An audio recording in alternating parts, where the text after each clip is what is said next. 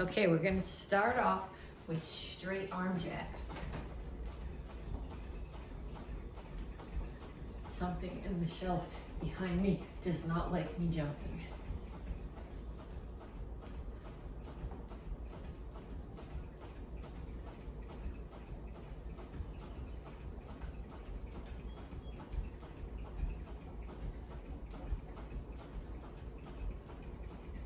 And then punches. Keep your feet moving. Keep your hands up.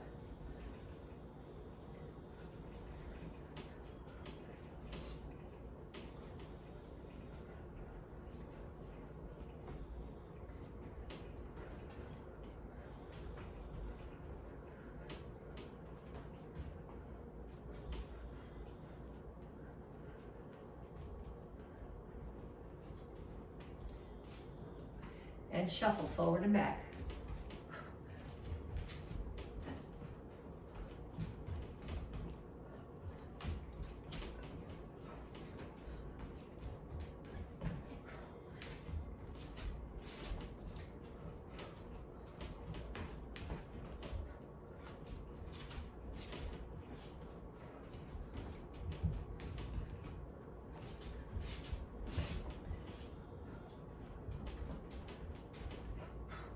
And knees.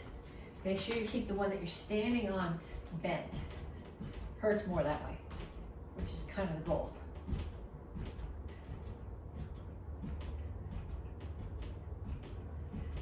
And other side.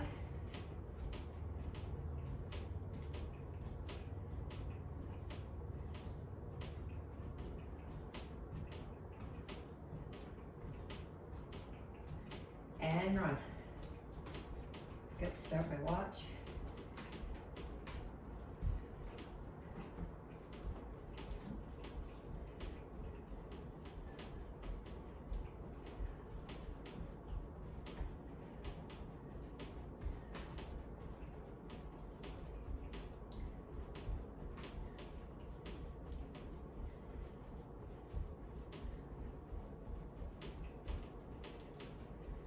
And kicks, front, side, back.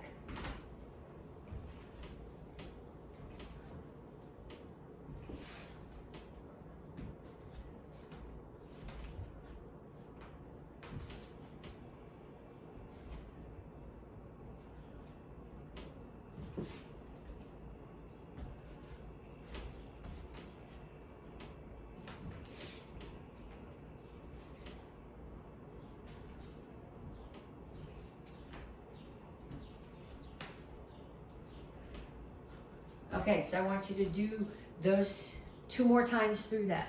So straight arm jacks, punches, shuffle front to back with punches, knees, running in place, and kicks.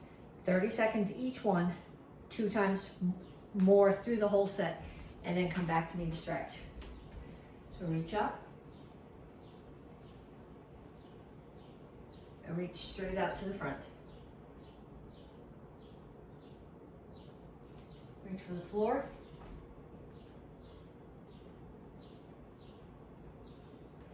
Over to one side, grab your ankle, pull your chest to your knee. And down to the side stretch.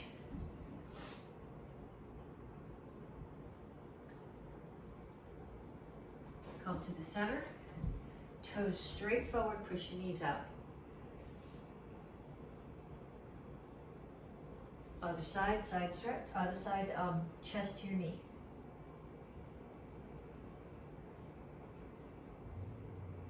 And down into side stretch.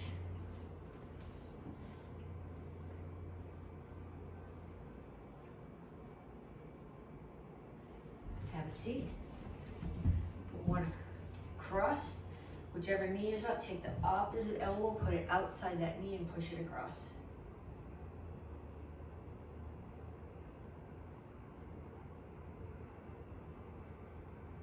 Switch legs.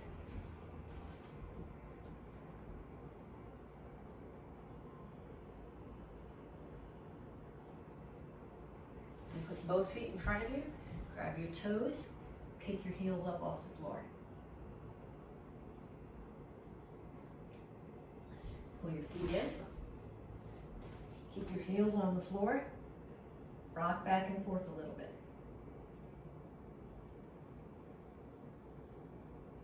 And then up.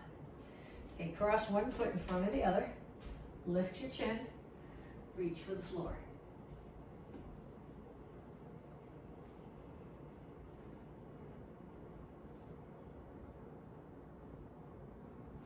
Other side, so switch feet.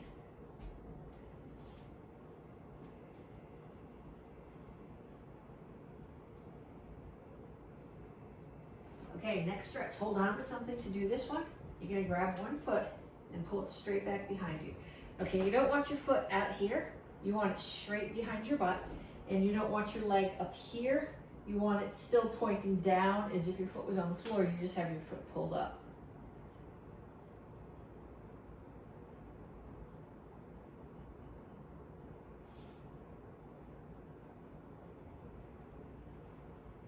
And other side.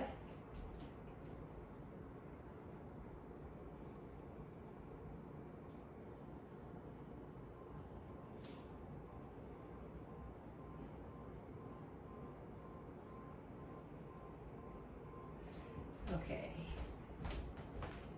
Okay, we're going to do walking lunges. So I start here. I step out. I'll do it this way first so you can see. I want you to step out far enough that your knee is over your ankle. If you only step this far, your knee comes past your ankle and that puts a lot of stress on your knee. So you're going to step out and lunge. Up, out, lunge. Up, out, lunge. Then you're going to go back in the other direction.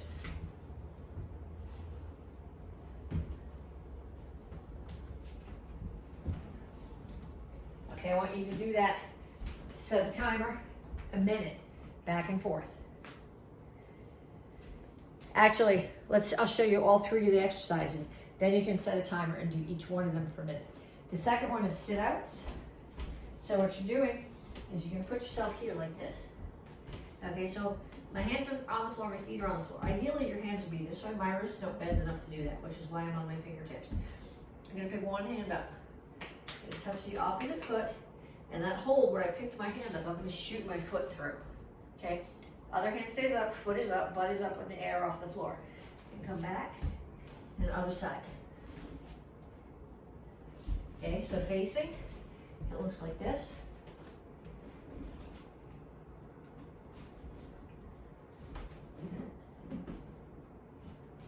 Okay, that's called sit out, and the other thing I want you to do is a butterfly sit up. So you're gonna put down, you put the bottoms of your feet together, and you're gonna put your hands up. And you're doing sit-ups. Okay, your hands are not coming back here behind you here. They're here, straight up. So they come straight up and straight back down. Okay, so I want you to set the timer. Do a minute of the walking lunges, a minute of sit-outs, and a minute of butterfly sit-ups. Okay, so this month you're getting your stripe for intensity. So we're going to pull some techniques from a bunch of different forms, a bunch of different places in the curriculum, and we're gonna drill them, and then we're gonna work on intensity based on those techniques. The first one that we're gonna work on is spears, or hand strikes. And they're in the Karate Kids curriculum in Action Karate Form 2, but when you watch the kids do it, or if you're in the Karate Kids class, when you do it, you hear eyes, eyes, throat, throat, ribs, ribs. But I want you to understand exactly what you're hitting. Okay, so when you're hitting eyes, eyes go this way. So you're hitting with the target like this. Throat is here. And when I say ribs, what you're doing is find your ribs and dig up underneath. That's what your target is. Okay, so in all cases, your fingers got to be tight together. If you open them up, you're just going to hit with whatever the longest finger is without any bracing, and it's going to get broken. Okay, so when I'm here, I'm going to turn this way. I'm going to get in my horse stance. I'm going to turn this way so you can see for height. Okay, so eyes is here. It's not way up here. It's at the height of the eyes of someone who's the same height as you are. So eyes, throat is at throat height. So eyes come straight in, throat comes straight in, and ribs come uphill a little bit, like you would if you were doing an uppercut, because you're digging in up under the ribs. So I'm going to get in a horse stance, and my target's in front of me right now, which means my toes have to be ideally toes in, knees out. Toeing in forces your knees in, then put your toes straight forward. So we're going to start here. We're going to throw eyes, throat, ribs. Eyes, throat, ribs. Eyes, throat, ribs. Okay, put that away, save it. We have a few more techniques to do. Okay, the next one that we're going to do is a hook kick. It's in Action Karate Form 5, which is part of Kama Set. And it is in it's actually, there's a spin hook kick in the Chris Colombo Kama Set that the black belts are doing too. So I want you to grab onto something right now, and I want you to chamber a side kick. So my target's going to be there. So right now, I'm facing that way. My foot's as if it was on a block here. It's not tag. You can do this for a front kick. A side kick chamber needs to be here. So then I'm going to turn my standing foot away from the target and my butt and my heel towards the target, and I'm going to throw a side kick. Then with my knee straight, I'm going to pull my hip back. That's the hook. In and back down. So 1, 2, 3, 4, 5. Okay, do them on the other leg too. I can't. This hip doesn't bend right now, so no kicks happening on that side. And then I want you to do the same with the roundhouse kick. And I don't want you to just throw them out there. I want your foot to come back to the floor. So when I chamber a roundhouse kick, my knee is going to be facing the target.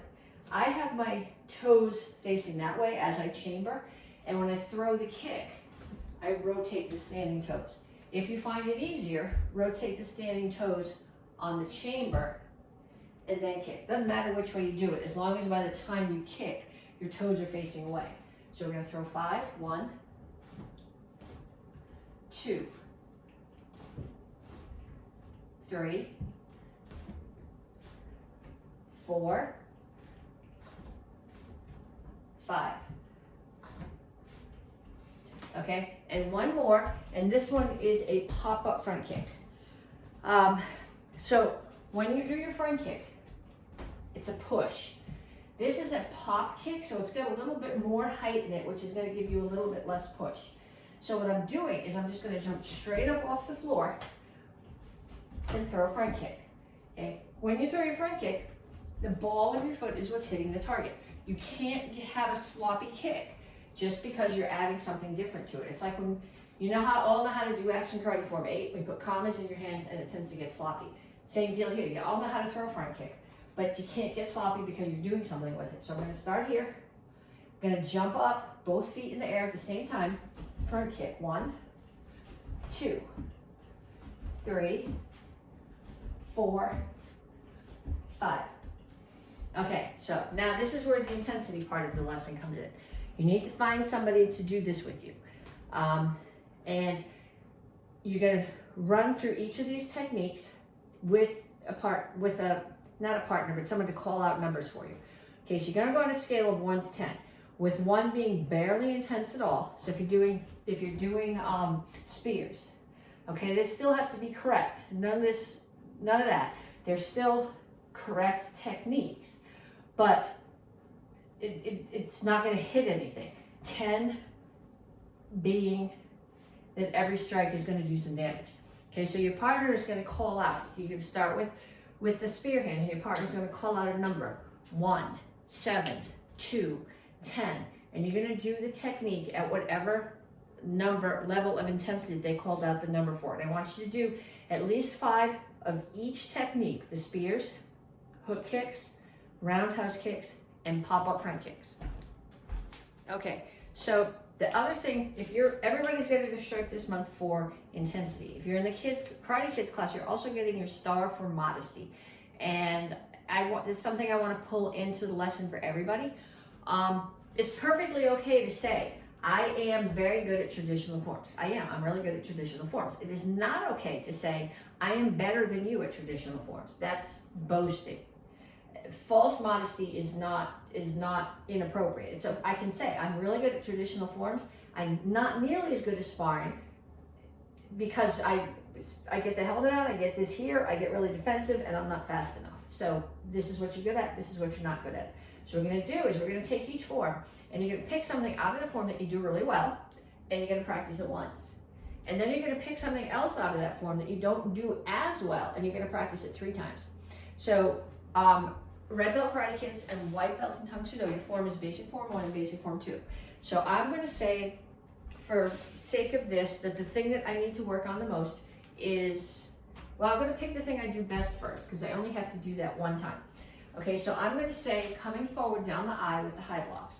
So I'm gonna start here and I'm gonna travel down and do the set of high blocks. And I think I do that well because I rotate my hips, I come through my transitional stance, and my hands rotate and they're in the right position when I finish. Okay, so I'm gonna do that set once. Then I'm gonna pick something that I don't do as well. And for the purposes of this, I'm gonna say 3/4 turn. And the thing that people tend to need to work on, and I have to when I'm not thinking about it, is coming out to a wide enough stance. Because if I do, I wanna come out facing you guys over here, okay. People tend to do their 3/4 turn and they get here, and you see how narrow my stance is? So when you do your 3/4 turn, you gotta make sure that your stance comes out wide enough. Okay, so that's the thing I'm picking that I need to work on here, so I'm gonna do that 3 times. So 1, 2, 3. Okay, so pick the thing you do the best, do it at least once. Pick the thing that you think you need the most work on 3 times. Okay, so same deal as we did with the white belt forms. Beginners, Chilsung, Ilro. Advanced, Naichi Shodan, black belt, Jian. So if you are a beginner, you're doing basic form 1 and 2 and Chilsung. If you're advanced, you're doing your form and all the ones before it. So from each form that you're doing, you're gonna pick something that you do really well, do it at least once, something that you don't do nearly as well, and at least 3 times through. So from Chilsung Ilro, I think my favorite part is the self-defense here. Okay, so I'm gonna do that phrase 1 time. So here.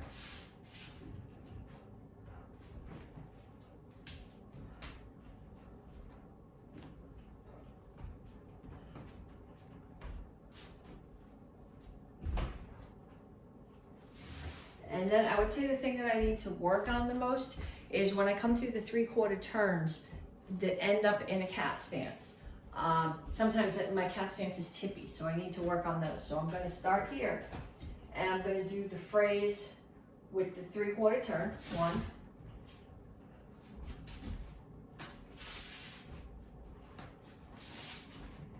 and then I go back and do it 2 more times. And what I'm focusing on is that my stance is far enough apart and that I got my weight on my back leg without coming here. So that was once, 2,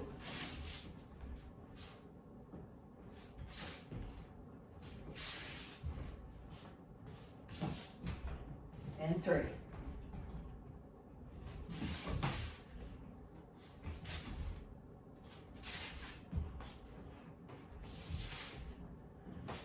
Okay, 9 inches.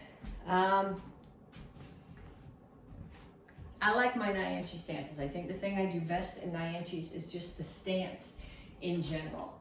Okay, so what I'm going to do is I'm just going to do some 9 inches stepping in both directions, focusing on my feet. But again, this is the thing I think I do well. So I'm going to do 1 time, down and back.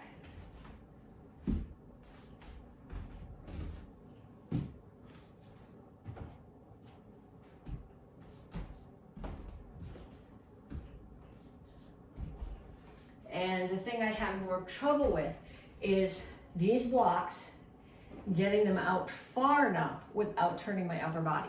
So I'm going to do 3 sets of those on each side. So 1, and I can watch myself in the video and make sure that I'm getting extended without rotating my shoulders. If you need to, videotape yourself doing this Okay, and I gotta do 3 more on the other side. Videotape yourself doing this, or do it in front of the mirror so that you can see that you're not leaning here.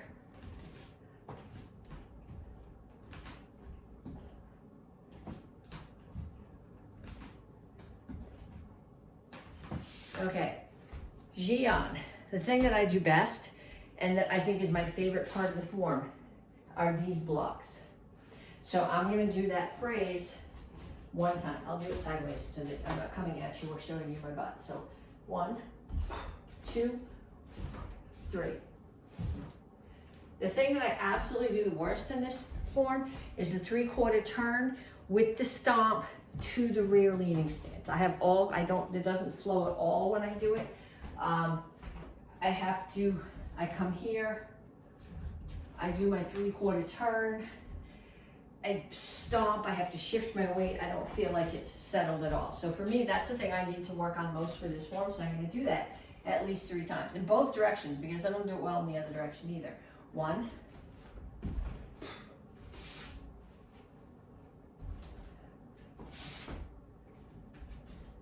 2,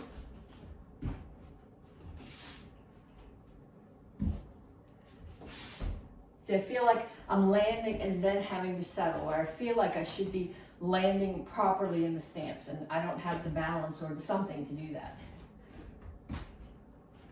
Better on that side, I guess, than on that side. Okay, so pick the thing you do the best, thing that you do not the best, and practice those. This is a Shiinagi. Some of you may call it bat wing or chicken wings, and it's actually called Shiinagi. He's going to throw a punch. I'm going to step out of the way, block, parry, trap the thumb blade of his hand, break the elbow. That, if I don't break his elbow, there's no way he's going to let me do that with his arm. So I'm going to break his elbow. Then this arm is just going to go straight and follow so that we're here. We need to be shoulder to shoulder. I can throw him from here, but if I throw him from here in class, I'm going to dislocate his shoulder, and I would prefer not to do that to my uki. So we're going to come here, shoulder blade to shoulder blade. This hand is not involved. It's just the balance break right here, and then I'm going to grab. He's attacking you with a stick. We're going to assume that they know what they're doing and they're committing their weight. So they're going to attack with the stick in their right hand, and they're going to step forward with their right foot. I'm going to get out of the way. I'm going to catch. I'm not really blocking. I'm parrying. But I'm going to catch his arm, not the stick. If I catch the stick, I'm going to break my arm. So I'm going to catch here, swing it down so he hits himself in the knee, either with his fist or the stick. And I'm going to pull the stick here. I am not going to stand here. If I stand here, when I take him down, I'm going to kick myself in the groin with his foot. So I'm going to step out here. I'm going to grab both ends of the stick behind his knee. I'm going to put my shoulder into his hip and push and pull. Then when I get here, I'm going to get down in a horse stance. I'm going to tuck one end of the stick into my elbow, grab the other end, and stand up and drag it up his leg. And I very nicely used the noodle rather than a stick. Okay, so we're going to have the person offer you their right hand. I'm going to take my left hand and grab the whole thumb blade of his hand. I'm not just grabbing the thumb, I'm grabbing the whole blade. And I'm going to put my right hand across the other blade of his hand. I'm going to bring it up against my body, so I'm using my body for leverage. And I'm going to rotate my right shoulder towards my left and down. He tries to get away from this by pulling straight back. Okay, so I am going to step inside, take my bicep, my right bicep, put it under his elbow, reach over with my right hand, grab the pinky side of his hand again, tuck it against my body, and rotate his pinky away. This is called inside cradle armbar straight for obvious reasons. He tries to get away from this by bending his elbow. I go with it. Okay, this is inside cradle armbar bent. If I have his elbow out here, I don't have any control. I have to have his elbow tucked inside, fingers are here, and what I'm going to do is I'm going to push my hand down and lift my bicep. From here, I'm going to come back out to wrist lock 1. I'm going to take my hand and swing it up and over. So from my left side across to my right, bring it back up, grab his pinky blade with my right hand, put my thumb right below his knuckles, and then with my other hand, put my other thumb right below his knuckles. I am going to bring it towards my body, push his fingers towards his elbow and pull his wrist towards me. Okay, that's wrist lock number 2. So now I'm gonna go to outside cradle armbar straight. If your hands are big enough, you can grab their whole hand. Otherwise, just take these 2 fingers, step to the outside with your left elbow, cradle their arm, reach across, grab the thumb, his arm is straight, and I'm gonna rotate his thumb over and across. He tries to get away from this by bending his elbow. I come with him, so I have a 90-degree angle here and a 90-degree angle here. This is called inside cradle armbar bend. It's also called wrist lock number 3. It's also called cobra. Then I'm gonna step back out here. I've still got his small fingers in my right hand. I'm gonna take my left hand, grab the thumb blade again, let go of my right hand. I'm gonna step in, bring his fingers to the inside of my wrist.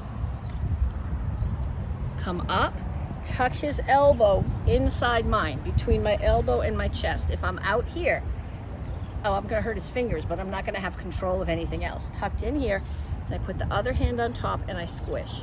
This is called gooseneck. Okay, so from here, I'm gonna free up my right hand, grab his 2 big fingers. I'm not releasing the pressure on this hand. Using this bone as a fulcrum, I'm gonna pull his fingers over. Once I've got that, I can release the other hand and grab the other set of fingers. I wanna get a good grip on the fingers, pull them in and split them. Step out, I'm gonna put his elbow on top of my shoulder. I'm gonna pull his fingers back towards me, split them, and pull the hand down so I'm stressing his shoulder. Now, I'm going to keep his small fingers. I'm not gonna let them go. I'm gonna let go the big fingers, turn my hand over this way so that my thumb side is down and my pinky's up, and re-grab those same fingers. Then I'm gonna step out.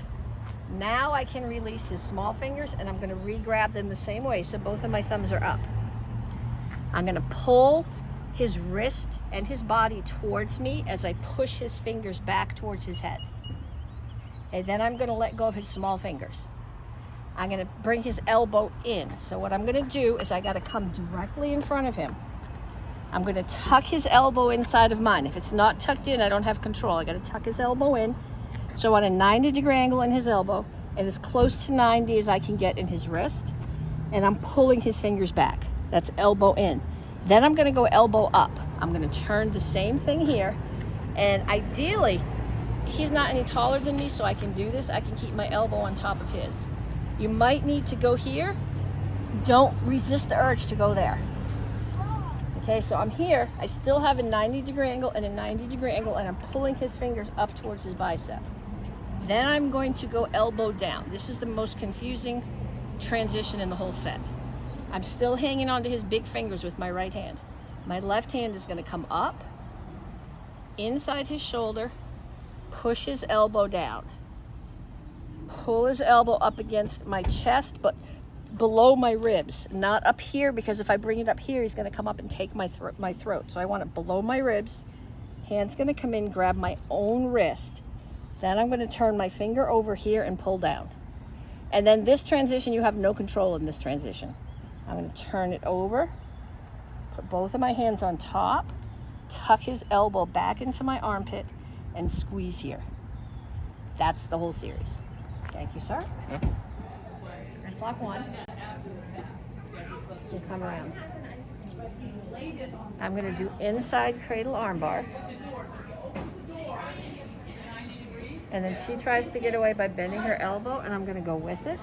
And this is inside cradle armbar bent.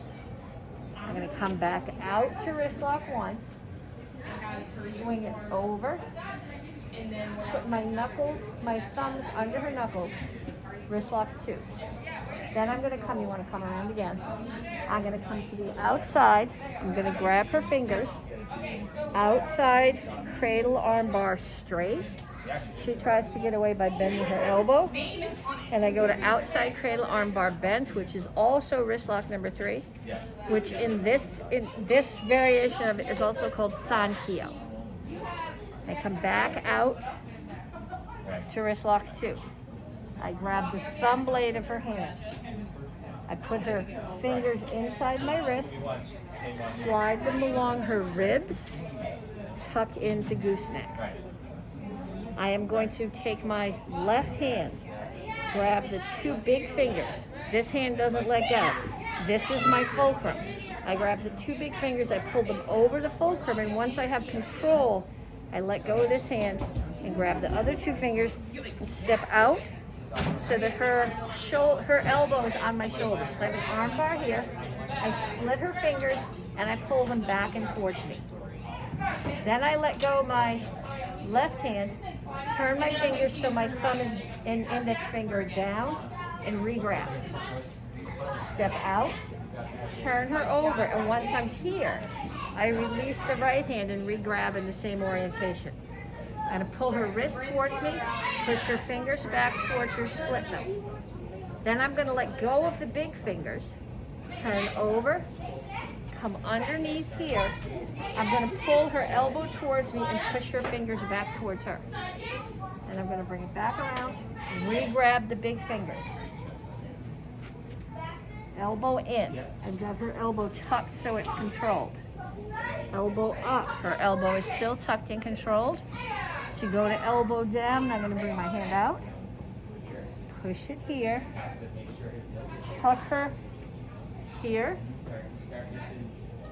grab here. I have to let go of fingers to do that. Then I'm going to turn this over, bring them both back over so I have a pistol grip. And that's the end. Okay, so last week we did the first part of our chuck sets. This week we're going to do the second half, and then next week we'll put them all together. Okay, so you're doing a single chuck. Last week, we finished here. So you're going to do, you have an option here. You can either do one helicopter, hip, hip, shoulder, or you can bring it to here and you can just come over the top to the other hip, hip, shoulder. Okay, so either one of those is okay. I'm gonna start here. I like the helicopter. So I do the helicopter, come back to the front, and a triangle. Then again, I go back to that side. 2 times down and up, 2 triangles.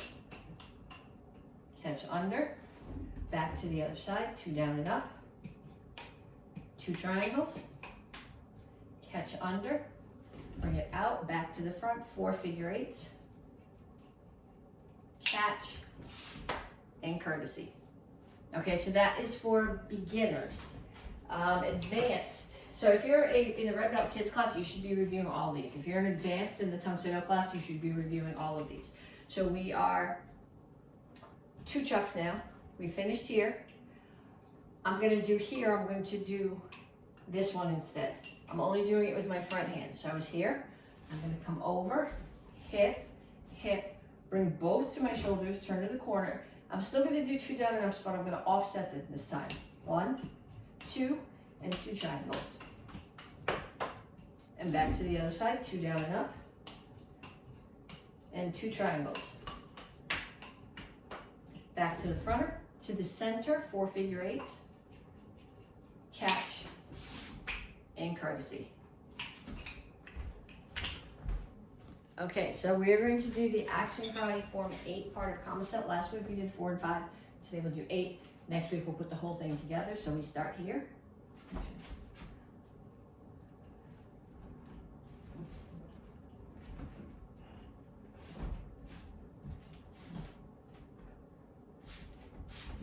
Backing up's not part of the form, but I'm not going to fit between the table and the bricks if I don't.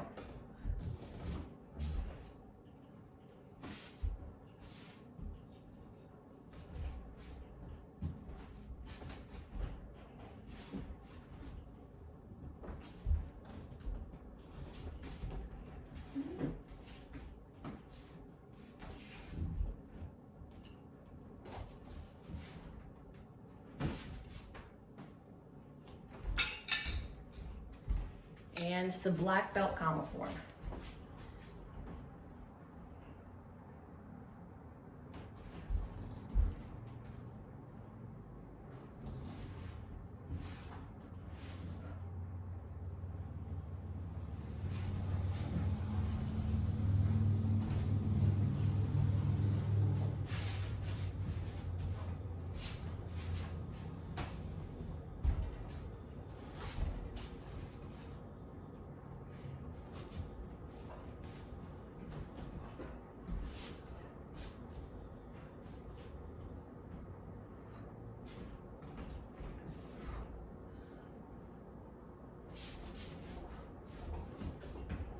Okay, now this is supposed to be a split kick. So you're supposed to step, split kick. I can't do that.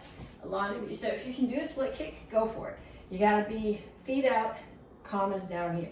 The rest of us are gonna do our 7-cut strike and a side kick. In either case, you're laying left foot front, spin, hook kick, land all the way back, tornado kick. And your tornado kick, you're gonna come all the way to the back, double punch. Left foot is forward. I'm gonna do 2 7-cuts as I shuffle, keeping my left foot forward. Step with the right, diagonal cut. 3/4 turn, left foot is forward now. Shuffle, 2 7-cuts, right foot steps forward, 45 strike. Now, I'm gonna turn towards the back. So my right foot is leading when I get there. Shuffle, 2 7-cuts, step forward with the right foot, 45-degree strike, another orbit strike again. Then I am going to step back onto my left foot in a crane stance. I move forward, I'm going to crash into the cabinet. From here, I spin, come down onto my right knee, right knee straight forward here. And then the goal is to jump up in the air and pull your knees way up high and come all the way around and land here with your left knee down and a low block. I am going to come here and just switch right to there. And then it finishes here. If you're gonna do the jump, like I said, it starts here, right knee down. It goes back towards your right shoulder, up in the air, knees up, and land, left knee down, low block.